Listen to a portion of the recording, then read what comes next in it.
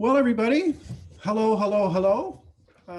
It is my great pleasure to be right here on the shores of Cranberry Lake on the crossover territory between the Haudenosaunee and the Mississauga. There have been a lot of people through here in the woods north of Kingston, where, like you, we've been holed up, and it's really nice to be able to connect. Some of you are probably completely Zoom. But it is really nice to connect to others, however we choose to do it. So welcome and thank you for coming. If you have to go to the bathroom or find yourself needing a cup of tea, you don't have to ask. You can just go off. And yeah, I haven't worn pants for months, but you can just sit and talk to people. But yes, welcome to Inside Ice Walker, which is a chance to hear a little bit about a project. But let's just acknowledge, oh, Canada, our home and COVID land. Oh, man.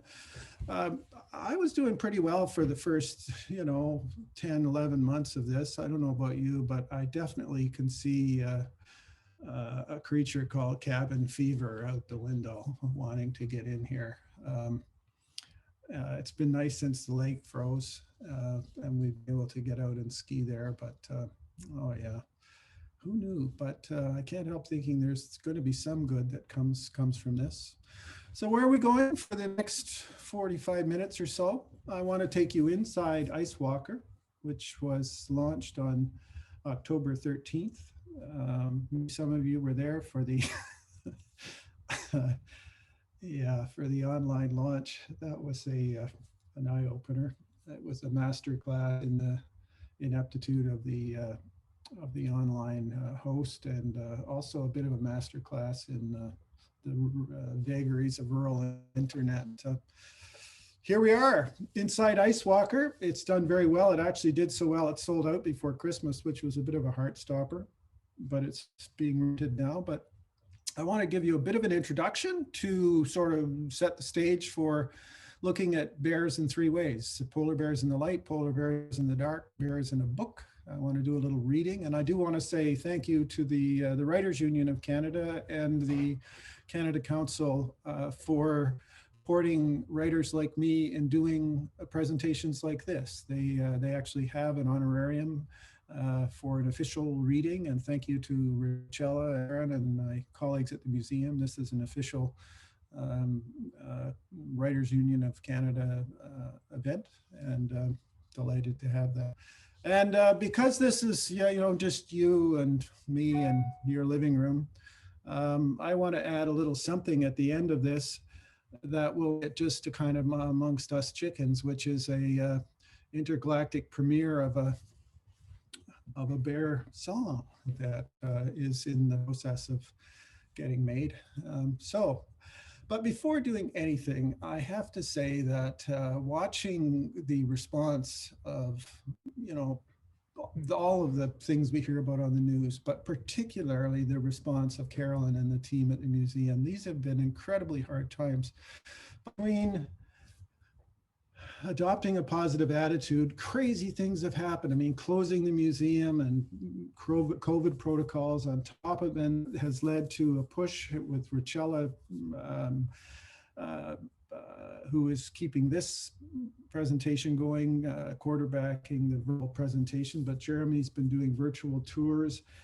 The whole pivot of our building project and building for the new museum, which has gone on this time last year, who knew? And then, of course, the creation of digital content of a whole variety of kinds, and we've got lots more planned for you. I hope you got a chance, if for those of you who are members and volunteers, you had primary early access to episode 1 of a series of videoed conversations that I've been doing with some of our National Council members. The first of those is with Chuck Commanda, traditional Algonquin knowledge holder and bark canoe builder, and it's available for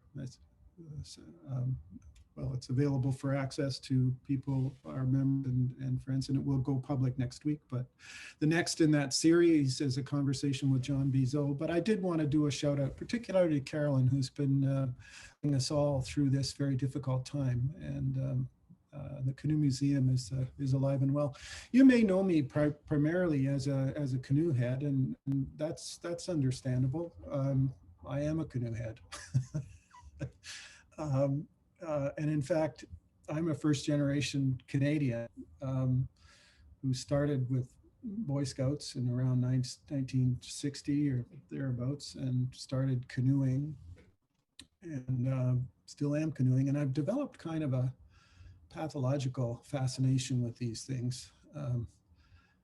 Yeah, I think that's beautiful, and if you think that's beautiful, we can hook you up. I mean, it's actually a Novacraft canoe. No canoes were injured making that. I actually have a mold for that. But anyway, I am a canoe head, but I have been elsewhere in the country, traveling by other means, and developing other passions as well, not least for this creature, Ursus maritimus, the sea bear, the polar bear. And Ice Walker is about something of my fascination with that. And bears that I know in a whole variety of ways. This was just, out walking on a green screen in downtown Toronto one day, and how I met those three bears, which are stuffed, comes right back to the museum. I think it was the last Beaver Club Gala. We didn't know it would be the last one, but the last Beaver Club Gala, Cahill's Furs has always been a great supporter, but Rob Cahill, who's one of the brothers, worked at the time for North American Fur Auction, which has just gone into bankruptcy protection. We could probably talk about that for a while, but Rob was so kind, he invited me. Actually went in the modern day to a fur auction where buyers from all over the world were there to purchase their supplies for making garments and coats. People there from Russia and China, and of course Canada Goose buyers for China and Italy and everywhere. But yeah, so and if you wanted, the whole thing was done by auction. If you wanted one of these bears, the small one I gather started like at 50K. So, you know, you want one of those in your rumpus room, you're going to have to. And if that was too much for you, there was actually a taxidermist there selling polar bear hides. And this is just part of Canada still, which is kind of amazing.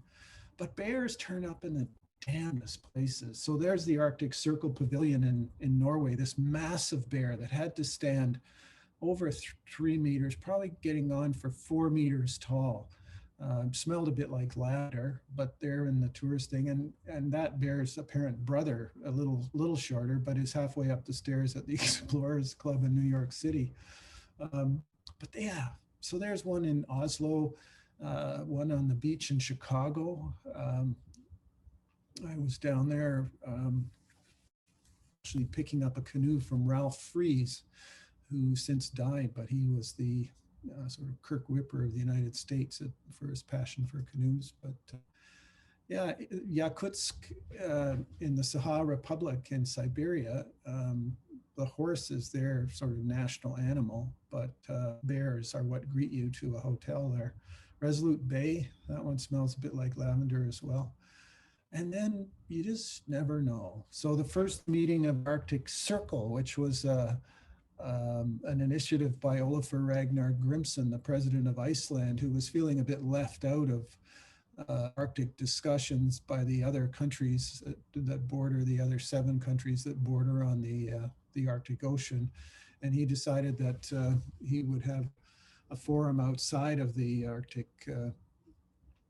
Council. And anyway, that had a bunch of polar bears who showed up and did some interesting things to bring people's attention to voices that weren't at they actually weren't allowed into the discussions, but actually met some of those bears and talked to them. These are 2 Finnish conservationists who had come all the way to be part of that. But Yeah, I've even seen new live bears in my life, various places, Franz Joseph Land and Peel Sound at the top, right at the top arch of the Northwest Passage, and Monument Island, which is a place where bears hang out at the end of Frobisher Bay, the southeast end, and Wager Bay, that's from a kayak, which was at the time the second highest density of polar bears anywhere in the world. There were 80 bears per 1,000 kilometers of shoreline, and that's probably still a number that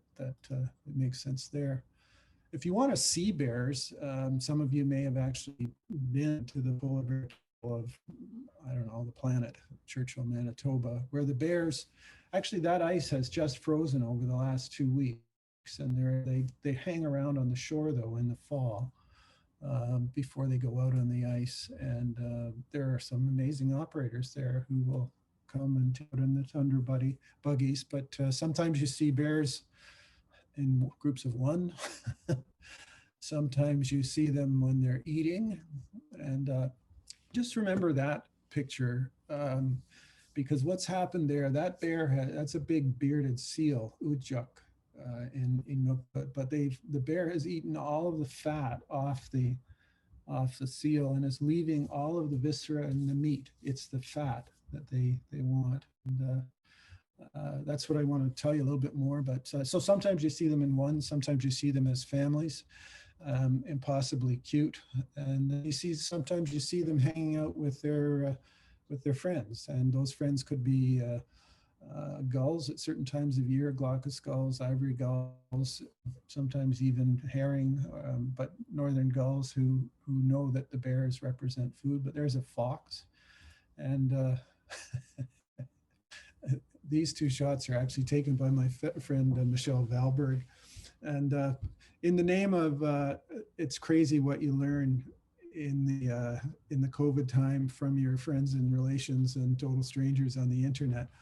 This fox defecating right by the polar bear, I think, is a sign of great respect, perhaps, but it actually makes me laugh and think of a conversation I had very recently over I think Facebook with Shelley Posen, who some of you may remember. Shelley's a folklorist, and he worked at the Canadian Museum of History, very interesting, lovely guy, but a wonderful singer as well. And he produced a song for Canoe Songs, the collation that Portage Productions put together as a fundraiser for the Canoe Museum. But inspired by that fox picture, I want to tell you that I've learned recently from Shelley that there's an old Yiddish saying that his dad apparently used, which goes like this: Ongekak un avak gegangen. So let's try it together, okay? Ongekak un avak gegangen. That. Ready? All together. 1, 2, 3. Ongekak un avak gegangen. And you're wondering, Heather Stelzer, what that means? It means shat everywhere and left. And this is what I was thinking about when Shelley was teaching, but that's got nothing to do with polar bears. If Churchill is not a place you want to go to, you can train there, you can fly there outside pandemic circumstances. But Assiniboine Park, I hate zoos by and large, but the orphan bears that turn up in Churchill from time to time are actually taken south to Winnipeg and are reared there. And if you want to see polar bears and you're anywhere near Winnipeg, I would strongly, strongly suggest you go there. It's a remarkable place, and there's some very important research being done there. And it'll connect you with, they actually, I'm not sure if the burgers of Churchill feel good about that. They've actually kind of recreated Churchill in Winnipeg at the Assiniboine Park. But my connection with polar bears goes back to aspirations as a kid, really, to be a marine biologist. And it's a story that is pretty much shortened and abridged. But that's me having palpated the femoral triangle of a polar bear in its back leg to draw blood as a young graduate student at the University of Guelph. And the dream that I had to be a marine biologist was realized when circumstances conspired to put me into a situation where I was part of a team of two who taught that bear to press paddles to a light stimulus. The bear would come to the middle paddle and press the paddle, and it would either see a light or it wouldn't. And if it saw a light that shone, it would swing left and press to say, yes, I saw it. And the upshot of this, when you're able to change the color of the light and the brightness of the light, you actually get a graph of sensitivity, which is how well the bear sees. That's the up and down axis, the y-axis, how well the bear sees color, and then of course the different colors.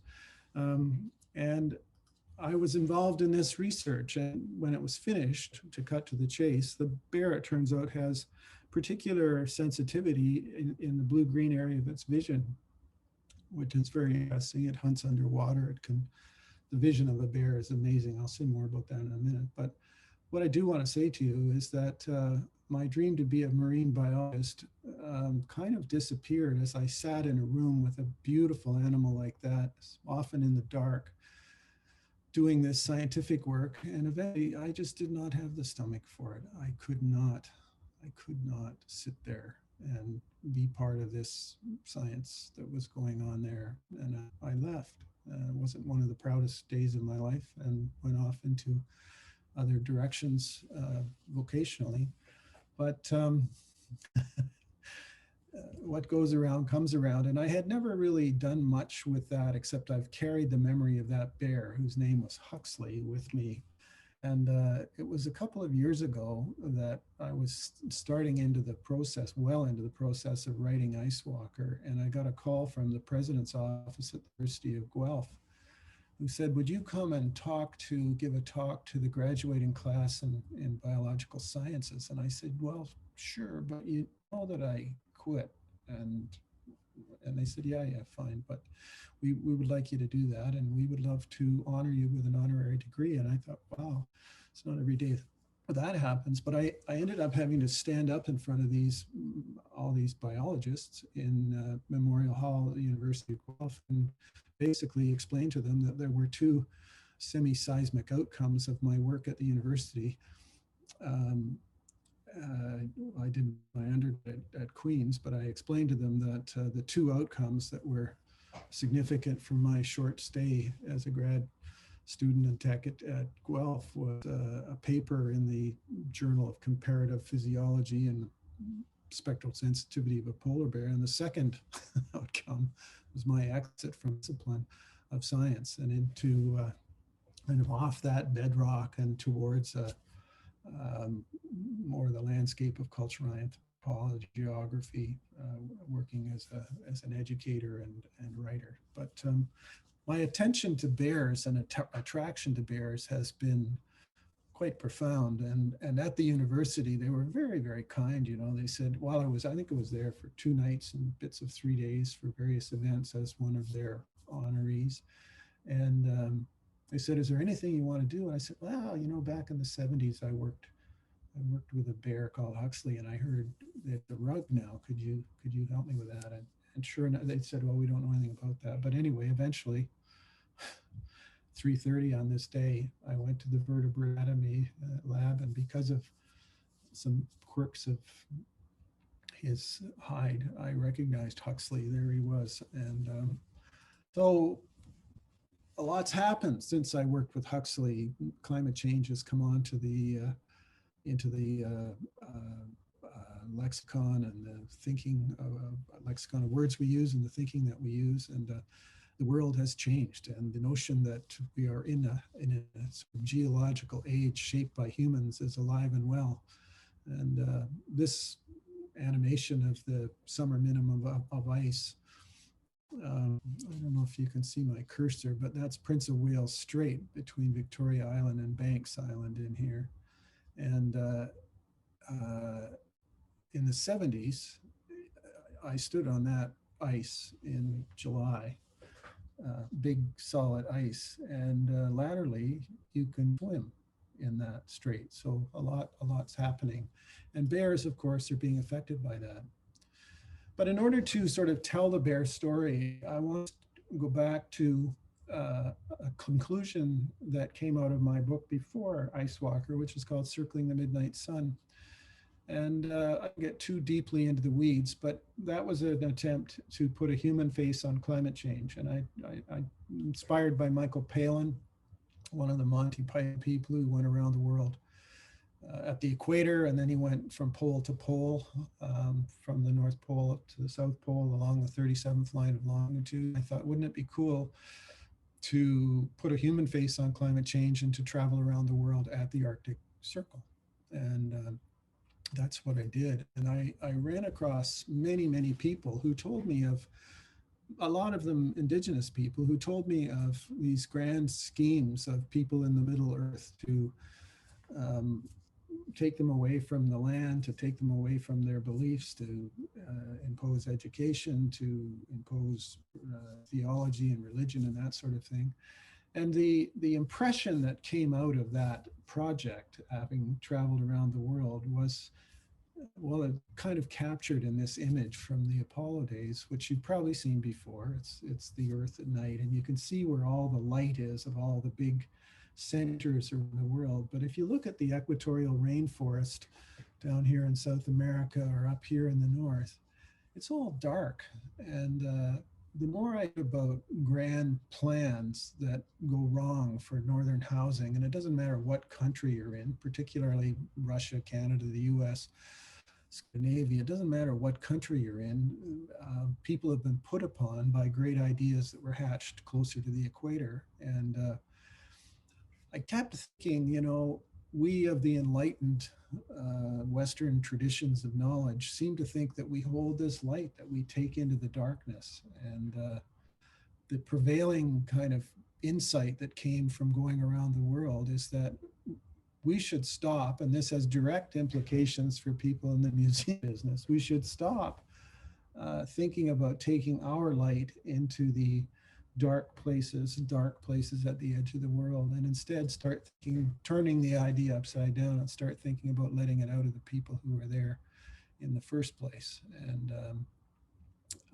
that actually led me to think a lot about our light, you know, the light that is ours. And I see us, you know, with all of our privilege, driving down a highway in the cone of our headlights. And, you know, even on a night when the sky, I mean, this is what the sky looks like. There's Orion. If you haven't been outside lately, these last couple of nights, it's absolutely spellbindingly beautiful. But here we are, even on a night like that, as we're driving down the highway, back when we drove down highways, you know, we're in our little cone of light. That's the light that we want to export to these places. But what's in that light of our own making? Well, us. Stuff we know, things we've thought about, all of those constructions that are us are in that cone of light. And when we put screens around it, it just makes our little world even more of an echo chamber, more of a self-fulfilling, self-affirming kind of situation.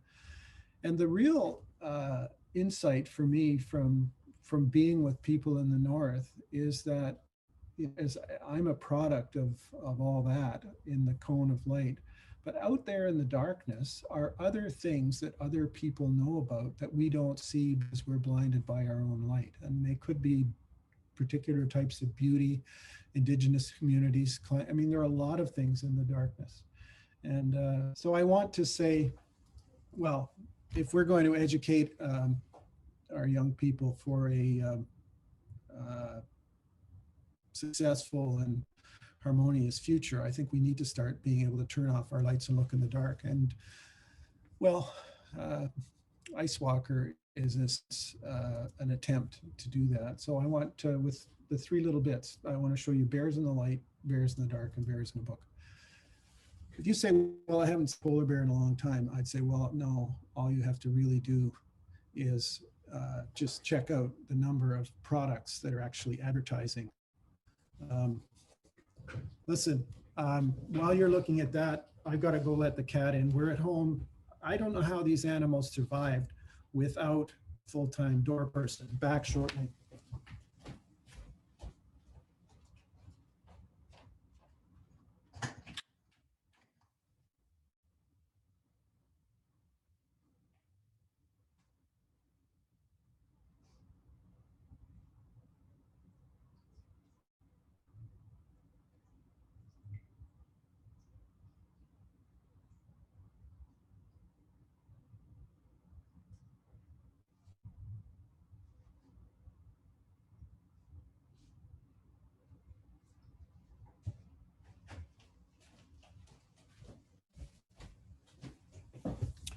My apologies.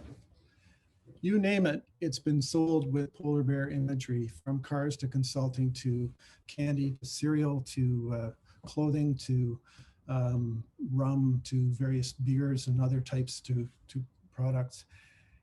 We seem as a species of planet Earth drawn to these images, and nobody's employed the images of polar bears more than our good friends at Coca-Cola. And you may remember their Arctic Home project that they worked on, but that's a chance. They actually, you could adopt a polar bear through Coca-Cola.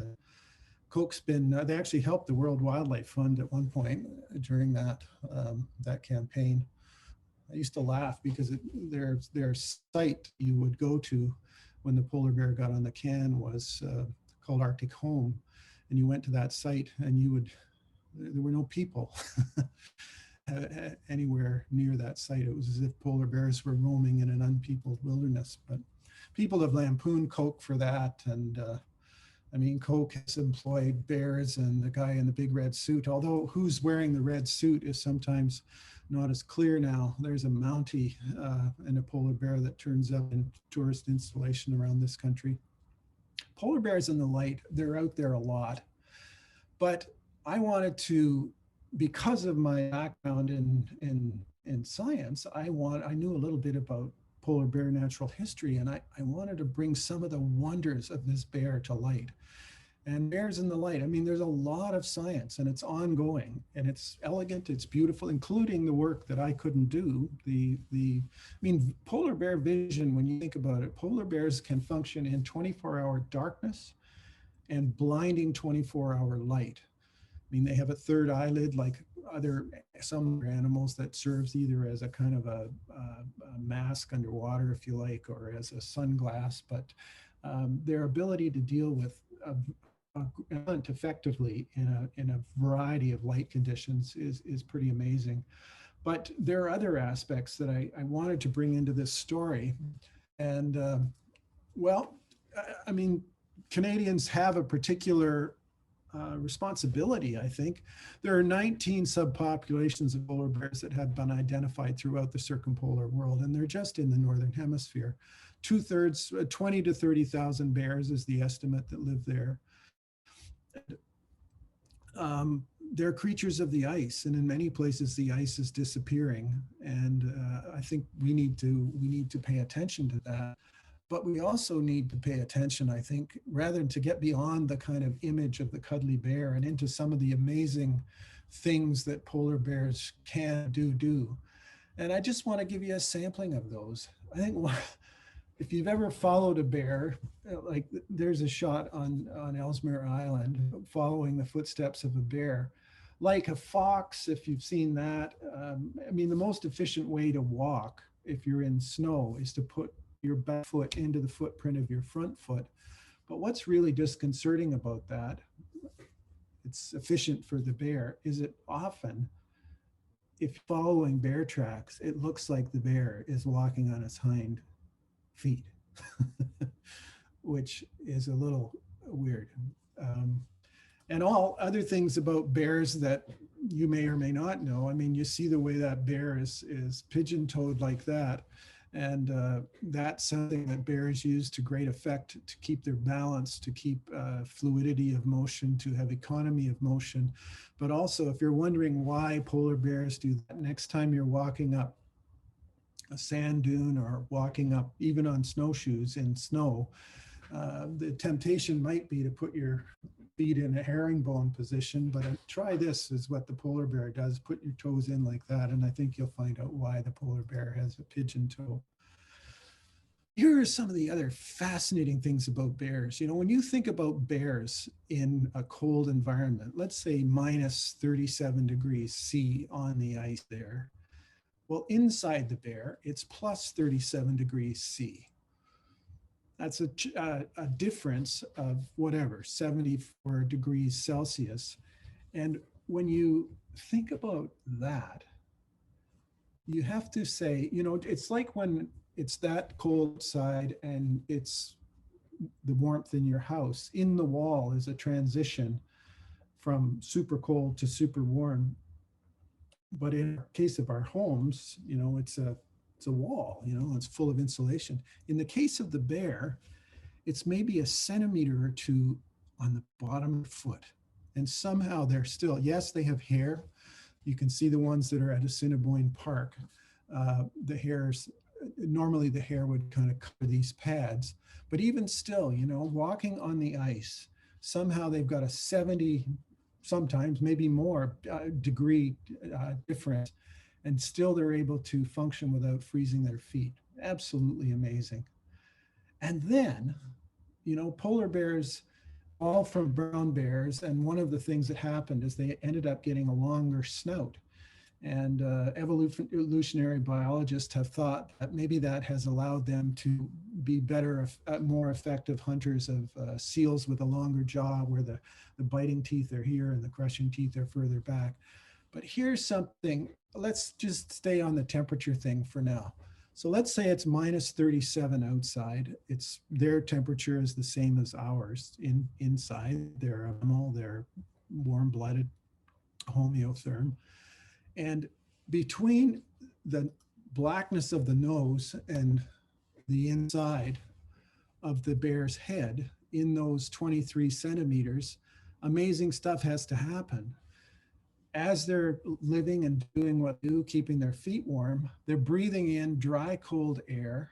And somehow in that, and one of the reasons I speculated that nose as long as it is that it's a tube wherein a transition they can warm up the air, but they can also humidify the air, and they also can get information from the air. And that kind of adaptation in a bear, I think, is absolutely fascinating. So if you're looking at a bear straight on, and if you look inside, we have nasal turbinates as well, which are these sort of interwoven sort of sinus-like cavity that are covered with mucous membranes. And those mucous membranes do a number of things. They have the chemoreceptors in them for smell, but they also, in the case of the polar bear and us, are involved in warming and humidifying the air. Just absolutely fascinating. But here's where I really started to have fun in thinking about how to write about polar bears, because they're the best sniffer on Earth. You know what our sense of smell is like. That's what it is. But you've also heard that your average dog has about 100 times better sense of smell than we do. Particular dogs like a bloodhound has are 300 times their reception. So they can have 300 times fainter smells, and they can still pick it up. And hence they're used for hunting or searching for lost people, that sort of thing. Carrying on that progression, if a human breathes one time, that's what a sense of smell is. Your basic dog, 100 times better than that. Your specialized dog, 300 times. A bear is about between 4 and 7 times better sniffer than the best dog. And as a result, and one of the things you will find in Ice Walker is this amazing artist, UK artist called Kate McLean, has been starting to map. This is the city of Edinburgh. And each of those, I don't know, smell-o-therms or whatever those lines are called. There's one that's sea, sand, and beach. Where do you smell sea, sand, and beach in the town of Edinburgh? Blue is brewery malt fumes. There are vaults and underground street smell. Boys' toilets in primary school. I gather that's a feature of smells in Edinburgh. But I really, the more that I learned and the more that I thought about bears and how they function, the more I started to think about, so there's Churchill up on Hudson Bay there.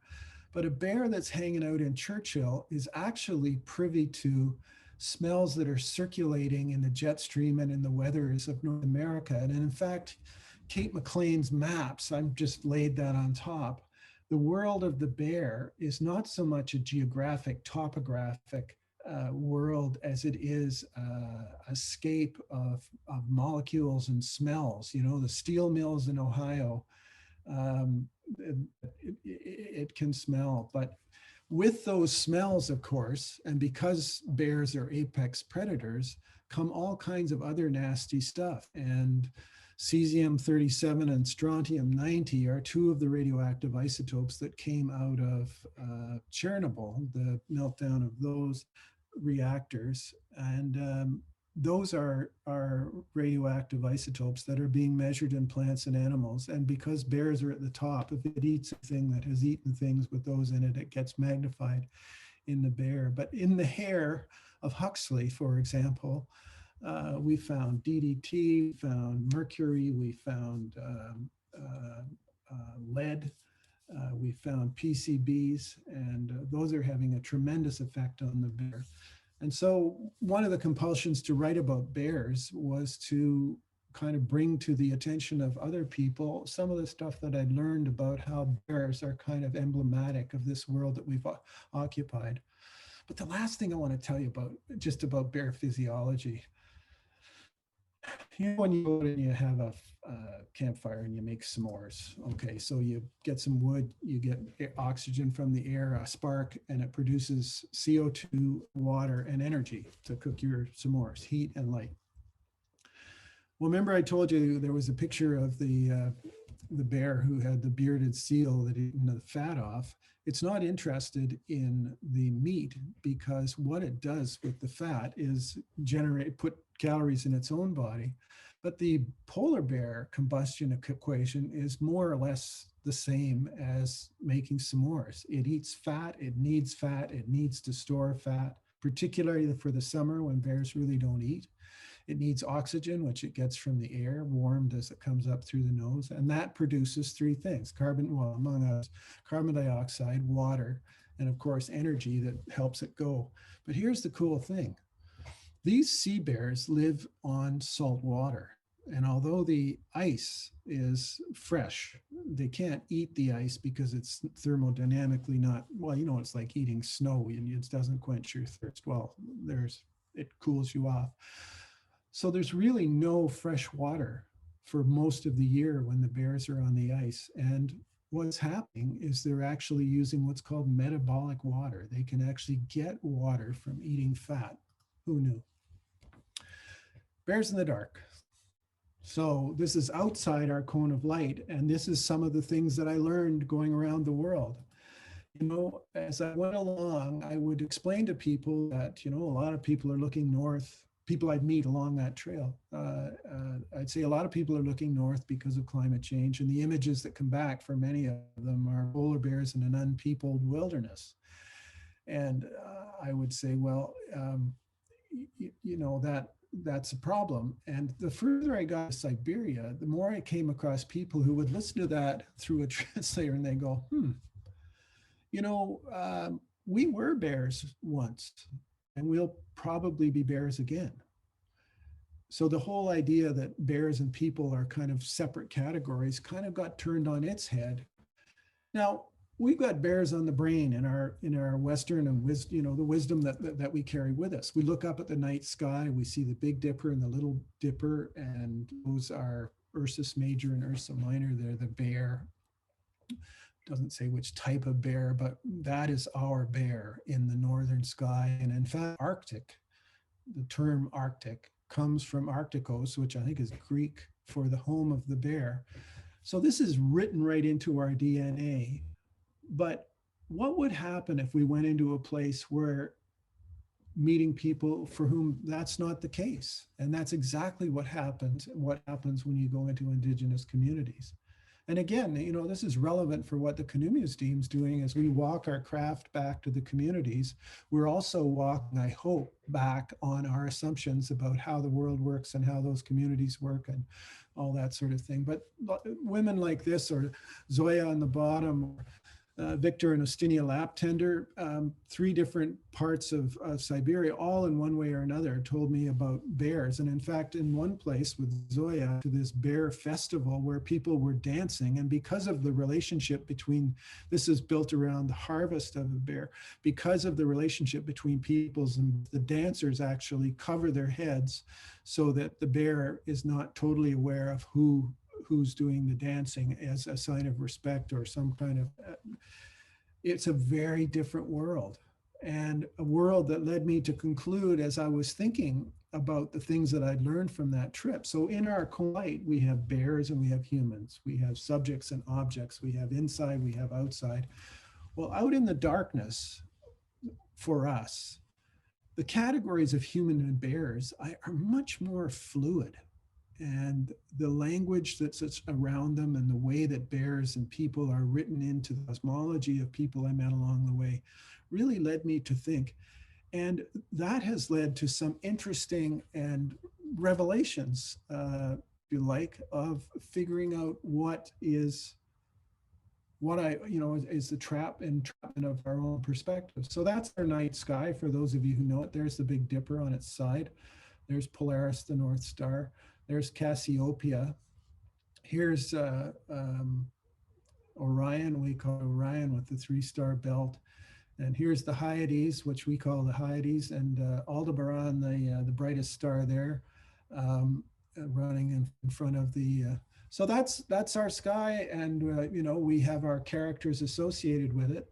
But this is out of David McDonald's really impressive work with the Inuit on their star map. Their Big Dipper, Tukturajut, is caribou. And interestingly, their bear is down here, and it's a bear called Nanurjuk, the bear spirited one. And these little dots in what we call the Hyades in that constellation, that group, are called Kimit, or the dogs. And this led to some. So there it is, and absolutely beautiful. And if you're not out looking at the night sky in the winter, I really, really encourage you to do that, because it's just hanging there. I mean, the planets have been amazing through this. And interestingly, stories that sort of go beyond the conventional wisdom, the Western wisdom about bears, are actually in the accounts of people like Knud Rasmussen and Villemar Steffensen and Diamond Jeunesse. We tend not to validate them or valorize them the way we do with our Western. And as a result, some of the amazing cosmology that has been captured in early reports has really not been acted upon. And there is actually a rich set of learnings and lore about bears and people that science eschews, but I think is really totally relevant. And then, you start looking at some of the art coming out of the north, the Inuit art. So this is a plate in Cape Dorset, Kingate, at the print shop there. And you think, oh, bear and some dogs, a Kimit and a guy.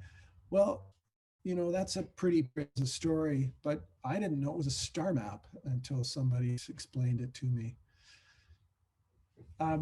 Fascinating that bears are still very much a part of northern life. Here's Jonathan Pitsiolak, a friend of mine who's in Mitamatilik. He's a young guy, and he got his first bear, and it turned into a feast and a sewing circle, and it was a big deal. And he can now actually sing his Aya songs with his drum differently because of the tradition. You're actually allowed to put voice to songs that you after getting a bear, but it's all.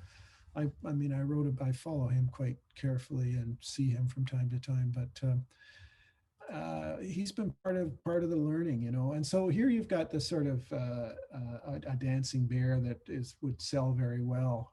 This is part of the Horwood collection, if I'm not mistaken, which was Bert and Lynn Horwood donated to the Canoe Museum. But a dancing polar bear, and that's what we see. It's kind of cute, but often now I look at something like that and I wonder whether people are actually thinking about other things.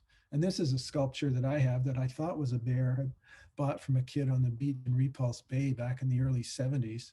And it was only after I got it sort of in my hands that I realized that this was, much as it was a person, it was also a bear. Stories again. So I wanted to capture all of that in a book, but how to do that, and that's where I want to finish. As I said before, circling the midnight sun, a lot of people were looking north, and for them, the images that come back, many of them are polar bears sipping Coca-Cola, and the polar bear and the unpeopled wilderness image is burned into our consciousness, and no more than it was and is in Alan Gore's movie An Inconvenient Truth. And he was damned for this, for saying, people said, well, that's hyperbole, that's not really happening, we found one drowned polar bear. But metaphorically speaking, that speaks to me quite strongly of the power of bears and what's happening. Bears are creatures of the ice is disappearing. But more than that, as I was finishing that book, Circling the Midnight Sun, the last line of that book is referring to this animation. We are the bear. That's us, swimming around in a warming soup of our own making, looking for a place to go home.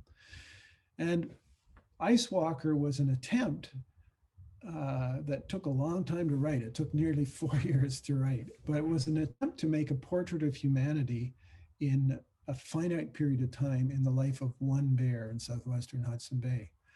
And I love this image that turned up on a Russian Geographical Society t-shirt that somebody gave me in Moscow, but it says in Russian, think about it.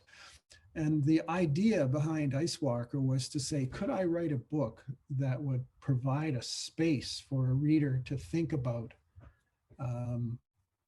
who we are and what we're doing and where we are on the planet and how we live our lives.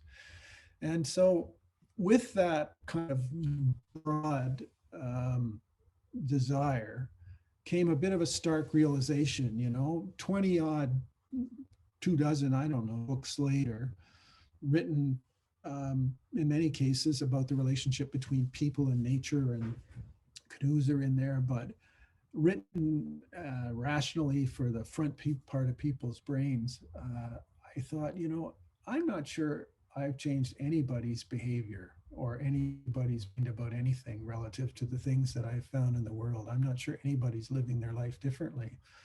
So that was a bit of a realization, but it came with a shift over the last number of years in the kind of work I've been doing as a writer. And I've been actually working with a number, going back to the days of Kathleen Menon, who worked with Bill Mason at the Studio D at the NFB, and working with the nature of things and so on. This is something that's been going on, but these filmmakers who come along, I like Go Iramoto on the bottom, whose work you've probably seen with his beautiful, beautiful film, Canoe, the 5-part film.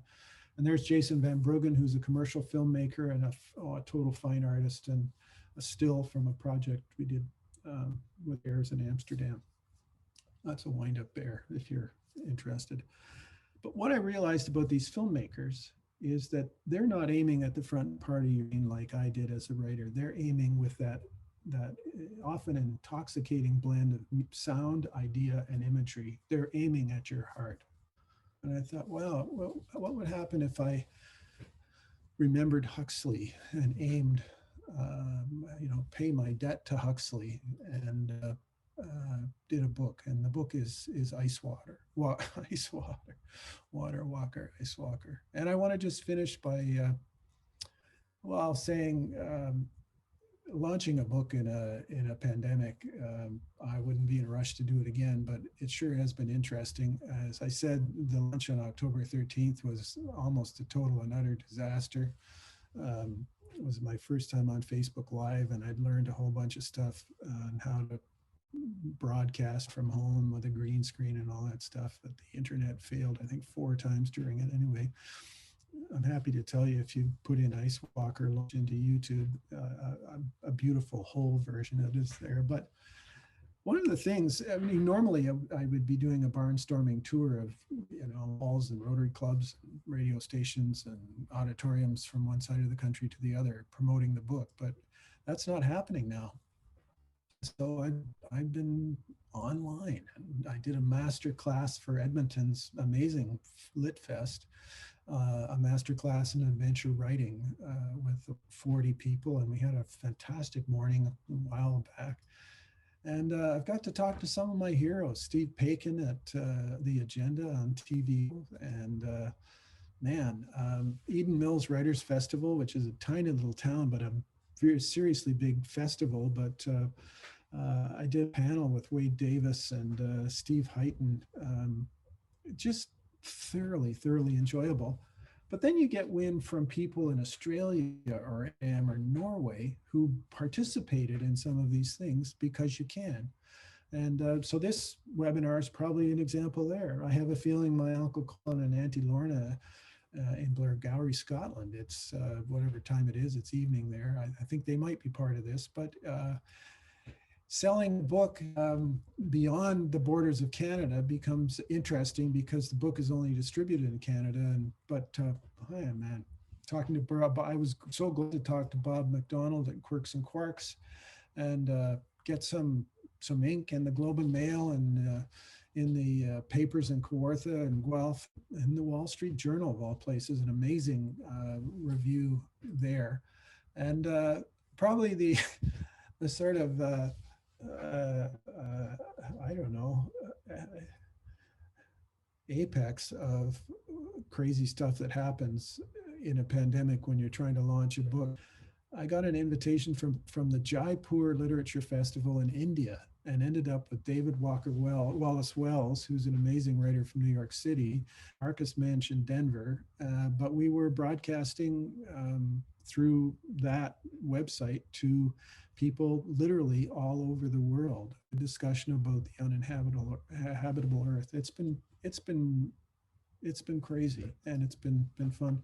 Tomorrow I'm hooking up with our friend of the museum, our National Council member, Sheila Rogers, with the next chapter, and that will be recorded. And one of the things that radio programs do these days is you have to actually have a decent recorder at your end too. So rather than get the Skype audio on the radio, we have a conversation over Skype, but you record it separately on both ends. And Sheila's husband, Charlie Cheffins, will put together the review.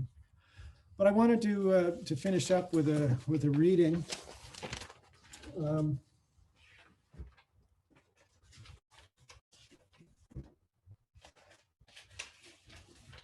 Which I momentarily lost. I want to take you into the den of a polar bear. That's a mother sticking her head out of the den, because an important part of the polar bear story is what goes on in the den.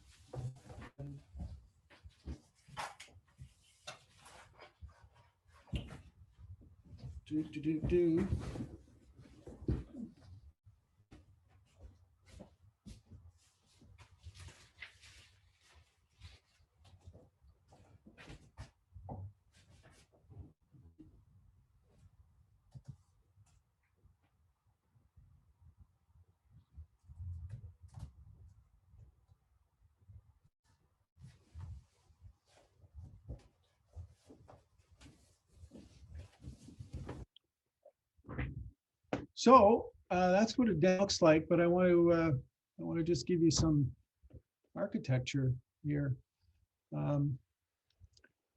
That hole is approaching the den from here, and you're actually looking straight into something that's probably about as long as a tall human going in here. And there are usually two rooms in these dens, a lower one and an upper one. The upper one is where the warmth is kept. But if you look about there, there's always a hole that is tended, an air hole, to keep air in the den.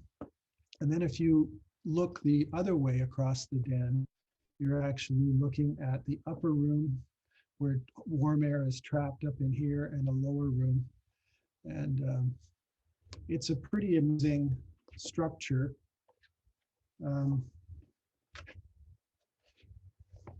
I'd like to read a little bit about it as we go. The den into which the cubs will be born is far more than a hole in the snow.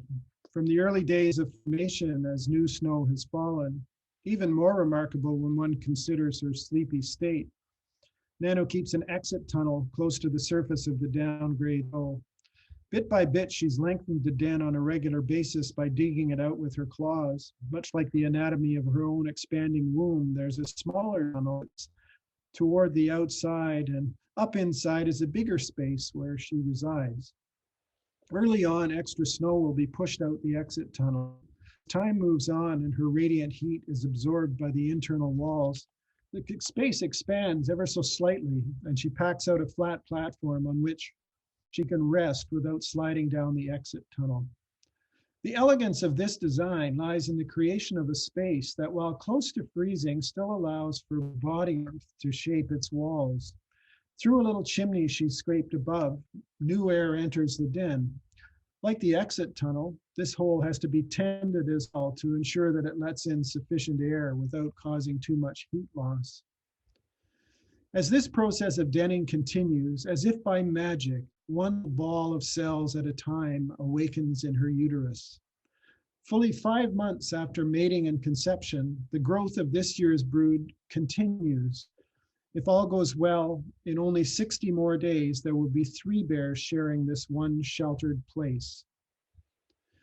Outside, the sun moves to its southernmost position over the earth. The lands surrounding Nanu are winter dressed like sugared icing, moonshine and a gentle spatter of starlight, blue shadows from here to there and back again as the sky turns. Arches of frozen red dogwood branches and alder catkins mask pure white Arctic hares and twitchy ptarmigan nibbling away, waiting for spring. Quiet hearts beat in hidden places around the den, echoed only by the scurrying of lemmings on grass pathways below. Above, from time to time, Nanu hears the quiet footsteps of the fox on her day prowl. Her tracks whisper to the snowy owl where our next meal might be. Even in her state of semi-suspended animation, somewhere between sleep and wakefulness, using as little energy as possible, Nanu stands, she moves, she stands, she sits, waiting, just waiting. She stands and sniffs the vent to make sure there's sufficient outside air still filtering in. But here he is, oblivious to the world without and beyond, that is changing in ways that she and her cubs may never comprehend. Things progress until her pregnancy gets to the point where Nanu is moving more than she's resting in any one position. Her 4 nipples are starting to swell and leak. She arches over when sitting up and licks to clean herself. With the change of position, the rippling of the muscles in her abdomen gives way to disorganized pinching in her back end that gives way in turn to rolling regular contractions. Finally, on the day the Northern Hemisphere reaches the center of its darkest night, the winter solstice, after more than 24 hours of rhythmic rolling contractions through her abdomen, she stands to change her position yet again, and behind her, between her back legs in the darkness, silently drops a new life that takes its first breath with a barely audible mew. Yeah, that's a little segment from Ice Walker. And to finish, I want to share with you something that nobody's heard ever. I mentioned Shelley Posen and Canoe Songs, which was a really fun project that happened, I think, in 2004. We raised some money for the museum and met a lot of really interesting people, including Shelley Posen, but also Jerry Vandiver. Jerry, who has, I think, 17 million impressions of his songs that he's written for people like Keith Urban and the Oak Ridge Boys. What's Faith Hill's husband? Tim McGraw. He's a well-established national songwriter. But curiously, as he tells the story, he loves to canoe. He lives in Nashville, and he submitted a song for songs. He got word about that. But after Canoe Songs, he started writing about, he created the One Match Band and started putting together albums of canoeing music. And as a result, being a canoe head, further to my opening remarks, Jerry and I have stayed in touch. We see each other at Canoecopia and various other places. But he got a hold of Ice Walker at some point, and he sent me a note, and he said, "Wow, let's write something about that." And so we went back and forth by email quite a bit. And I want to finish this before our Q&A by singing you a song that is not even a week old. Just a little bit of that to just for my friends, you sitting there in your living room, me sitting here, and knowing we're all fans of the Canoe Museum, and let's give it a go. James, Yeah, try the screen there so we can. yeah, try to imagine this song with a busload of very accomplished backup singers, maybe Garth Brooks, session players.